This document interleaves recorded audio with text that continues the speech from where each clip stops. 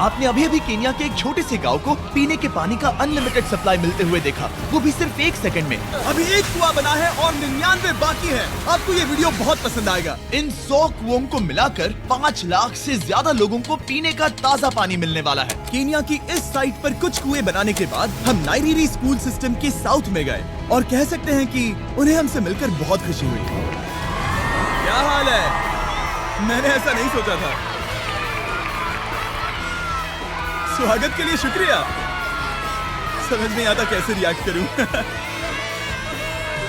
बहुत बहुत शुक्रिया दोस्तों। हमारे आने पर इस गांव ने हमारा जोरों से स्वागत किया और नोलन इसमें थोड़ा खो गया। नोलन जैसा अजीब इंसान मैंने कभी नहीं देखा और ये मेरी गलती नहीं है। और फिर वहाँ का स्कूल देखने के बाद ये रहे हमारे मेहमान। क्या हाल है? दिन अच्छा बीत रहा है ना? सबसे मिलकर अच्छा लगा।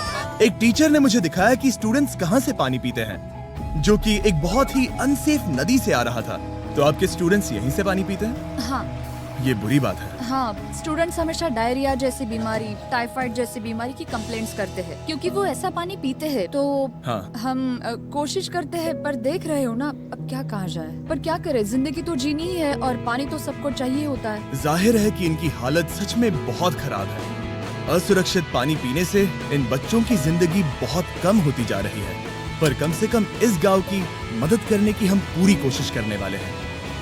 क्या पता ये मुझे फिट आएगा या नहीं। मेरा सिर बड़ा है। देखते हैं पानी मिलता है या नहीं। ओह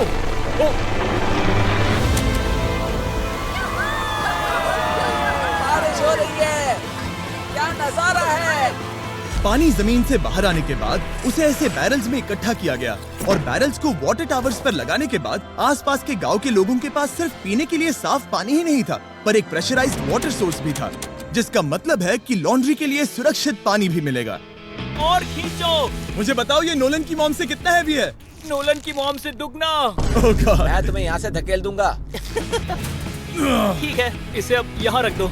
हमने केन्या में और 20 कुएं बनाए और उसके बाद इसके जूते में भी कुआं डोंट है। वरी, मेरे दूसरे जूते में भी पानी है। मैं बताता हूँ कि हमने ये 29 कुएं कैसे बनाए। इस विशाल सी ड्रिल से जमीन में सैकड़ों फीट गहरा गड्ढा किया, वो भी पॉल्यूटेड सोर्सेज से होकर सीधे विशाल से पीने लायक पानी तक। उसके बाद हमने पाइप्स इंस्टॉल किए ताकि लोग पूरे अफ्रीका में इन हैंड पंप से पानी ले सके और नाइरीरी में भी। इसे टेस्ट करके देखते हैं। पानी जैसा है। मुझे इस 5 गैलन ड्रम को भरने के लिए 5 मिनट लगे। इससे एक दिन में कितना पानी मिल सकता है? 3600 गैलन एक दिन में। ये न केवल स्कूल के 400 बच्चों को कवर करेगा, बल्कि स्कूल के आसपास के गांव वाले भी इसका अच्छे से इस्तेमाल कर सकते हैं। पानी के लिए शुक्रिया। कोई बात नहीं। ये पंप नॉन स्टॉप 30 सालों तक चल सकता है। आपको लग रहा होगा कि इस तरह का बड़ा काम करने के लिए एक बड़े गवर्नमेंट की जरूरत पड़ेगी, पर ये सच नहीं है। ये प्रॉब्लम सुलझाना बिल्कुल मुमकिन है और ऐसी चीजें करने के लिए इंसानियत को आगे आना ही चाहिए। आपके कामयाबी का राज क्या है? सच कहूँ तो ऐसा कुछ खोजो जो तुम्हें करना पसंद है, उसे लंबे समय तक करो और तुम्हें कामयाबी जरूर मिलेगी। मैं इसे बहुत करीब लाने वाला हूँ, देख रहे हो? मजेदार है ना? जरा ऊपर देखो, वो रिकॉर्ड कर रहा है। ठीक है, मैं इसे करीब लाने वाला हूँ। ठीक है। हाँ, तुम खुद को देख सकते हो। हम इस गांव के लिए भी कुआं बना पाए, इस गांव के लिए भी और इन दूसरे 12 गांवों के लिए भी। और जब हम ये पंप्स लगा रहे थे, तब हमने यहाँ के एक स्कूल को नए कंप्यूटर से अपग्रेड भी कर दिया। बच्चों को ये कैसा लगा? शुक्रिया, सच में उन्हें ये बहुत पसंद आया। खुशी है कि सब ठीक से हो गया। हमने क्लासरूम्स में नया फर्नीचर भी लगाया, उसके साथ कुछ शेल्व्स नई बुक्स के साथ, और सभी स्टूडेंट्स को एक फुटबॉल भी दिया।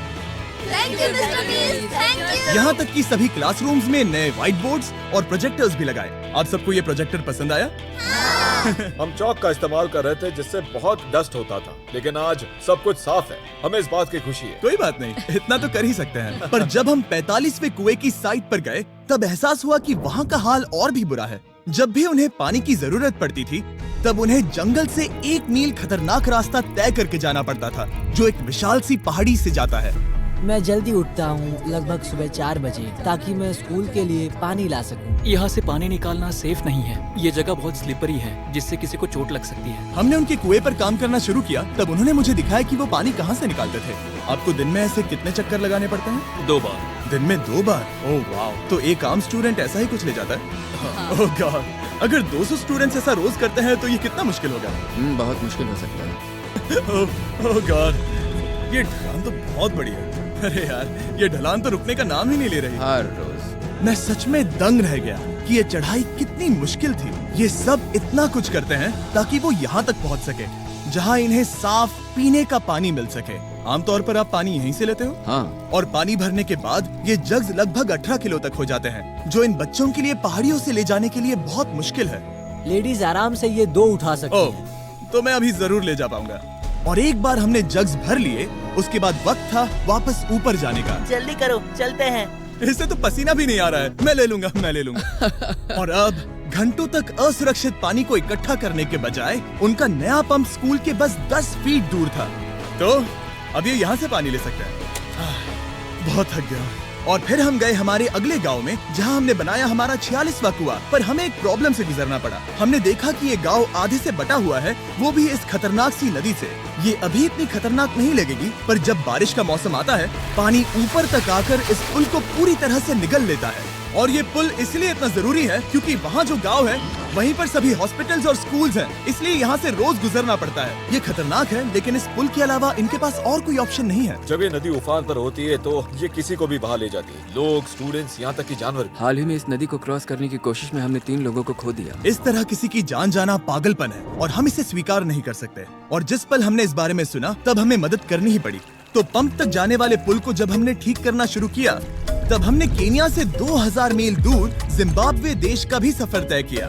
अफ्रीका में आए 1 हफ्ते से ज्यादा हो गया है और अब भी कई पंप्स लगाने बाकी है। तुम में से बदबू आ रही पर है। मैंने सुबह ही शावर लिया था। बात होते ही मैं हाथ नीचे ले लूंगा। इस काम के लिए मैं तुम दोनों पर भरोसा कर सकता हूँ? हाँ। हमें सबसे पहले एक लोकल हॉस्पिटल की जांच करनी थी, जहां साफ पानी की सख्त जरूरत थी। अंदर जाने पर हमें पता चला कि इस क्लिनिक की इस गांव को कितनी जरूरत थी। 1 साल में यहाँ पर कितने बच्चे जन्म लेते हैं? 1 महीने में करीब 50। इसका मतलब 1 साल में पूरे 600। वाह! पर दुख की बात यह है कि इन प्रेग्नेंट महिलाओं को सिर्फ पानी लाने के लिए 1 मील तक जाना पड़ता है और इन भारी बकेट्स को लेकर वापस आना पड़ता है। पर अच्छी खबर यह है कि हमने इनकी पैसों से मदद की यहाँ पर एक मॉडर्न पंप लगाने के लिए। संभाल के, ठीक से पकड़ो। हाँ। और अब बस देरी थी इसे शुरू करने की। ठीक है नोलन, क्या तुम तैयार हो? मैं तैयार हूँ।